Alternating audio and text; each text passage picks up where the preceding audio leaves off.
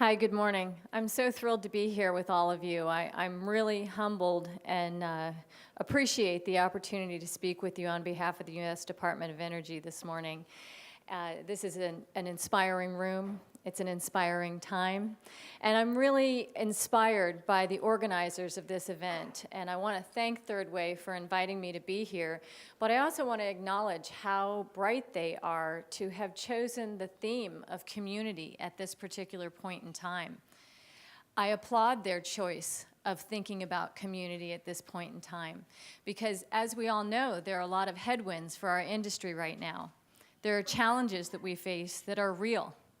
But we cannot let those challenges get us down. And having the foresight to be able to look out on the horizon and see where our shared goals are out on that horizon and understand how our community together plays in achieving those goals is extremely insightful to have chosen that theme. So I really want to applaud and acknowledge Third Way for choosing such a smart theme this morning.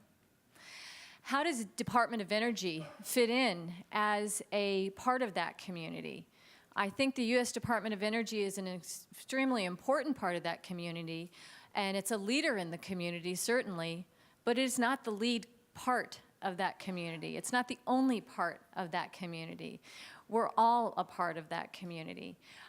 DOE certainly can provide funding, and our budget is important. I know that I hear about the budget from a lot of people. But what's interesting is the people who are building the next generation of reactors are not the ones that are coming to me and all very worried about the budget from the Department of Energy.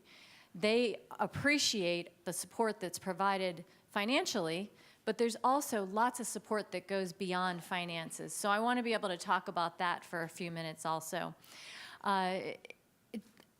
First, I want to remind everyone here that there is great support for the nuclear industry. The President's mandate of being not just energy independent, but energy dominant in our country is real. And he's doing a lot to ensure that that happens.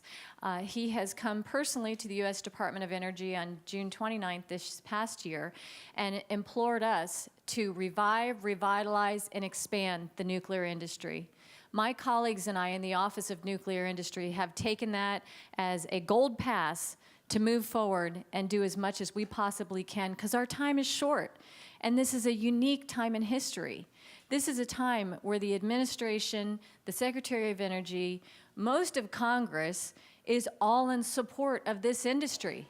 And so let's take advantage of that, and let's rally this community in this room to take advantage of those stars being aligned in our favor. And so what I'd like to ask us to do is, I want you to know that the U.S. Department of Energy is fully engaged and support behind you. But that doesn't mean that we'll just be passing out checks. You know, it's interesting because I spent the last few years on the campaign trail. I ran for state senate in my home district in Indiana, and then I ran the president's election. I also helped run Carly Fiorina's campaign. So I've been very engaged out there on the other side of the Potomac in the middle of the country. And everybody out there has been saying, cut the budget, cut the budget, cut the budget. And now we come here and everybody's saying, why'd you cut the budget? This is terrible. So, you know, I can see both sides, but I'm here to assure you that there's a lot happening from the DOE, and we work every day to try to take advantage of the opportunity that we have right now with the support from the administration to revive, revitalize, and expand nuclear. And some ways that that's happening, and I'm sure that I look out and see the people in this room who are very well informed, and I'm probably not telling you anything that you don't already know, but I was really proud of our Secretary of Energy when we were at the IAEA conference, and he had an opportunity to speak with the Saudi leadership and his counterparts. And they had let an RFP for the rest of the world to come and bid on providing the largest nuclear power, civil nuclear power program ever. And the United States wasn't invited to participate. And Secretary Perry said, invite us to the dance. Just give us a chance to be there. And it showed real leadership that he acknowledged that lapse and that we were left out, and he wasn't going to let it go.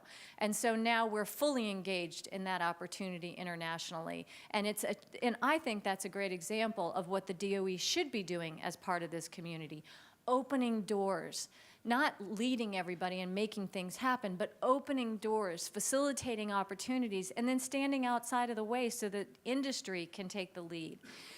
So since 2013, we've had I think a great partnership and a great success with NewScale when they won the competition award to work with the DOE in developing their SMR. Since then, they have entered the NRC's process for licensing, and it looks like, as Mayor Casper said, we're going to have a fully licensed SMR through that program by mid-2020s. In addition to that, the DOE is working with both TVA and UAMPS that were represented here in terms of finding a place to site those SMRs and making sure they're deployed. In addition to that, the Secretary's been very vocal about the markets, that there's an unfair marketplace for nuclear and baseload energy. And so having his notice of proposed rule change out there may not have inspired the FERC to accept exactly what he asked them to do, but it certainly achieved the goals of raising that issue as an important conversation piece. And FERC is now working on regionally changing those opportunities based on what will work in each market. And so we're watching closely on how that unfolds. Also, if you talk to any of the reactor developers, our office has an open door, and we are working very diligently behind the scenes to help out with all of our partners in industry. Our philosophy is that industry leads, and then we support in the background and help facilitate their success. Another example of this is a $230 million FOA, financial funding opportunity announcement that's coming out this year. And then in subsequent years, we'll be making requests for that moving forward. Our GAIN program that you'll be learning about more and probably know very well, it has been extremely successful in helping bring entrepreneurial companies into work at the labs and have the opportunity to utilize that kind of resource that's unmatched around the globe.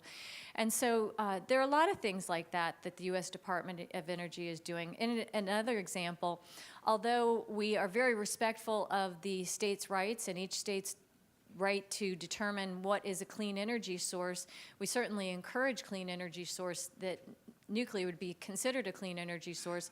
And right now working very diligently with communities around the world to propose what we call the NICE future, nuclear innovation, clean energy for the future, so that nuclear will be considered part of the clean energy ministerial moving forward.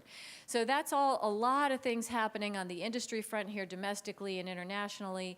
And one area that I work in that this panel talked about a little bit is very community forward, and that is communications and being able to communicate and educate about the facts about nuclear.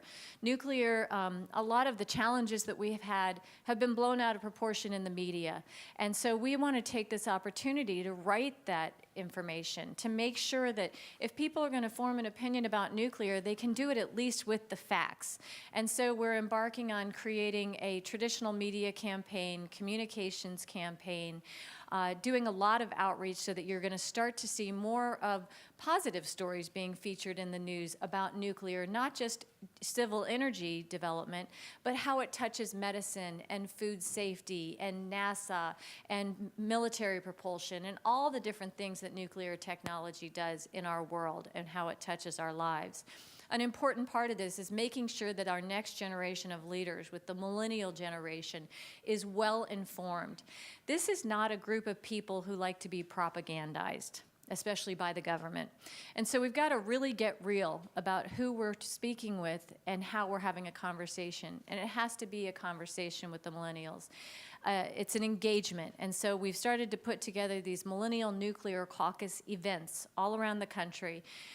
There's one coming up on Wednesday. It'll be at Stratton and Green from 5:30 to 7:30 after the NEI event tomorrow. And what we do is we invite young people, people who are interested in energy, the economy, and the environment, who care about clean energy, who want to see nuclear become the fuel of the future that it can be because of its carbon-free emissions, its affordable attributes, its efficiency, and then in the future, its more small modular application that can solve problems that we're challenged with now. So we hold these events where we invite young people to come and hear speakers who can provide them with the facts These events are then shadowed by social media so that people who can't be there can start to be part of the conversation. And we create a conversation amongst young people with the facts, educating them, letting them ask question and answer, and trying to make it a fun environment so that they want to be there. And in the words of our beloved Secretary Perry, it's trying to make nuclear cool again, but also providing them with the facts so they can make up their own mind.